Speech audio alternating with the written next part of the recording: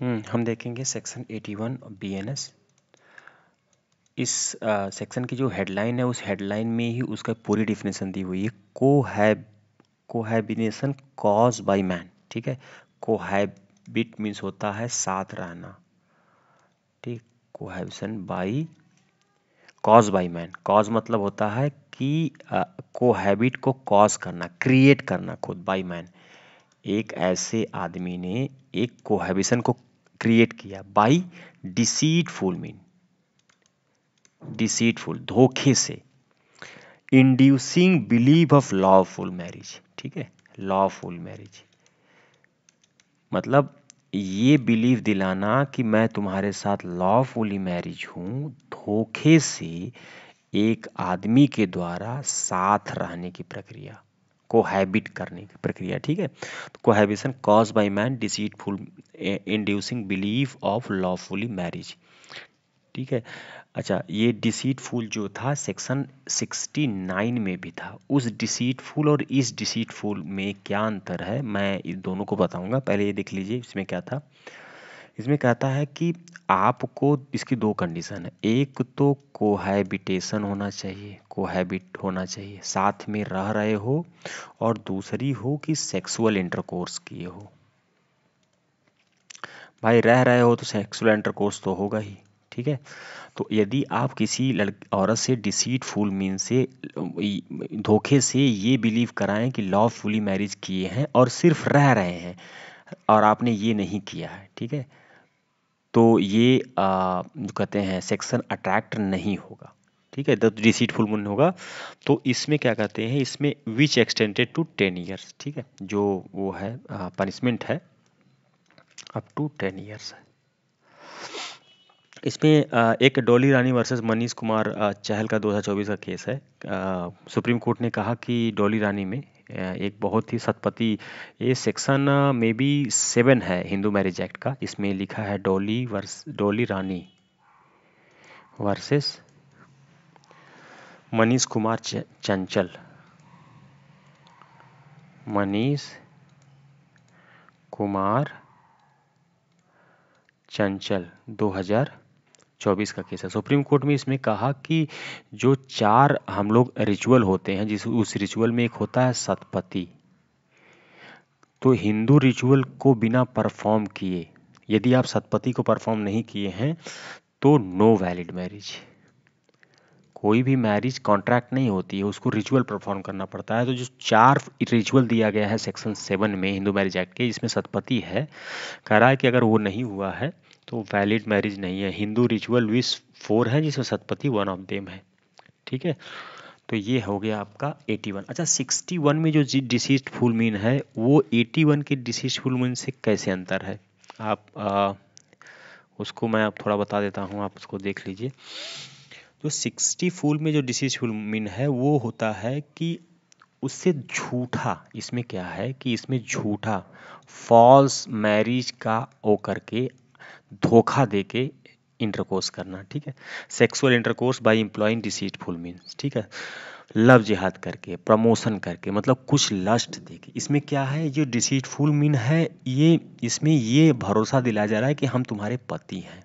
इसमें क्या डिसीटफुल, इसमें धोखा दिया जा रहा है, साफ साफ धोखा दिया जा रहा है कि हम ऐसा करेंगे और उसके साथ सेक्सुअल इंटरकोर्स किया जा रहा है। तो 69 के डिसीटफुल मीन्स और इस डिसीटफुल 81 के डिसीटफुल मीन में यही अंतर है।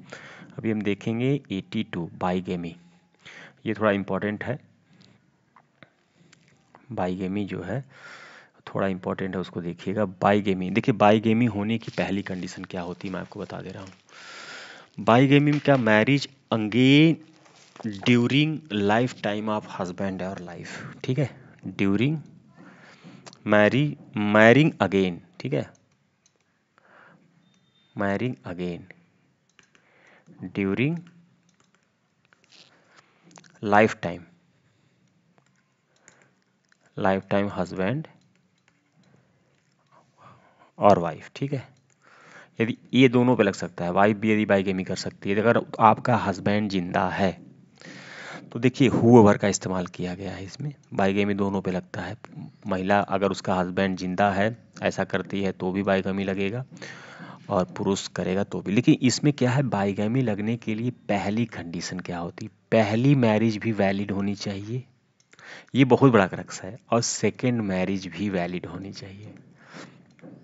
मान लीजिए पहली मैरिज में आपने सतपति, जो सेक्शन 7 हिंदू मैरिज एक्ट का जो रिचुअल है उसको परफॉर्म नहीं किया है, और आप अपनी सेकेंड मैरिज की, तो आपकी सेकेंड मैरिज वैलिड होगी, तो बाइगैमी हुआ कहाँ से, बाइगैमी हुआ ही नहीं।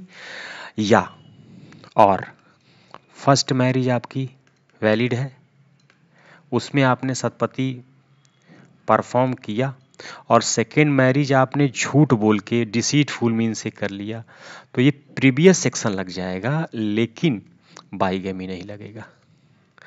तो बाइगैमी लगने के लिए पहली कंडीशन, फर्स्ट मैरिज भी वैलिड होनी चाहिए, एंड है और नहीं, सेकेंड मैरिज भी वैलिड होनी चाहिए।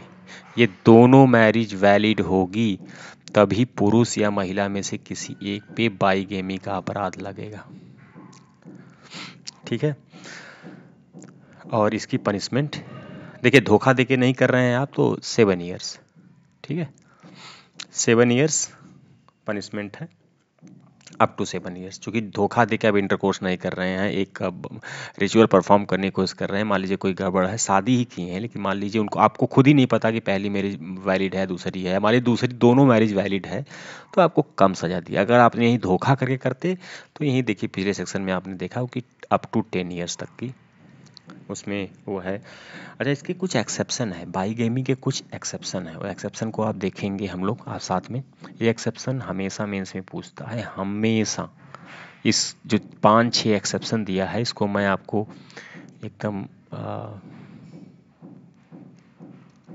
अच्छे से बता देता हूँ। Exception 1, if first marriage is void, मैंने वही बोल दिया ना, फर्स्ट मैरिज ही इनिशियल से वॉइड अब इनिशियो हो, वॉइड मैरिज है, ठीक है। अगर पहली वॉइड हो गई तो दूसरी आप शादी करेंगे तो भी कोई फर्क नहीं पड़ता। Void by court of competent jurisdiction, मान लीजिए फर्स्ट मैरिज को कोर्ट ने कैंसिल कर दिया है, मतलब डिवोर्स हो गया है, ठीक है। अगर डिवोर्स का चल रहा है प्रोसीजर, तब शादी कर ली, तब तो डिसोल्यूशन ऑफ मैरिज नहीं ना हुआ है, तब तो आपको बाइगैमी लग जाएगी। लेकिन अगर पहली मैरिज खत्म हो गई और आपने किया तो मान लिया जाएगा। Any person who contract marriage, मतलब शादी कॉन्ट्रैक्ट तो होती नहीं है, ठीक है। तो यदि आप कॉन्ट्रैक्चुअल मैरिज कर रहे हैं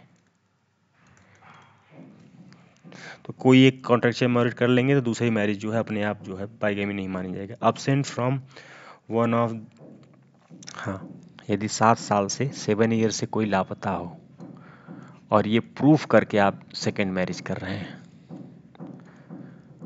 ठीक है, तो बाइगैमी नहीं लगेगी। और चौथा है, tell the real state of fact same in written within, मतलब आपने ये बता दिया, मान लीजिए पहली मैरिज कर ली है आपने, ठीक है, पहली मैरिज करने के बाद दूसरी मैरिज जो है, tell the real state of fact same as written her knowledge, ये बता दिए कि भैया मैं पहले से शादीशुदा हूँ, छुपा के नहीं करना आपको, ठीक है।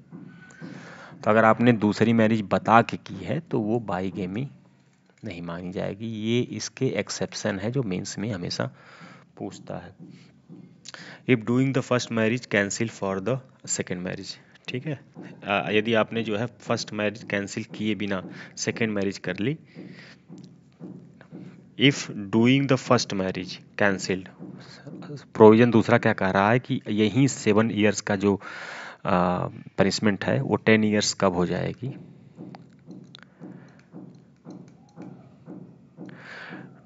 Doing the first marriage cancel fact the second marriage, ठीक है। यदि पहली मैरिज कैंसिल जिस फैक्ट पे हो रही है, इसके किए बिना आपने सेकेंड मैरिज कर ली, तो आपको यही सज़ा 10 साल की हो जाएगी।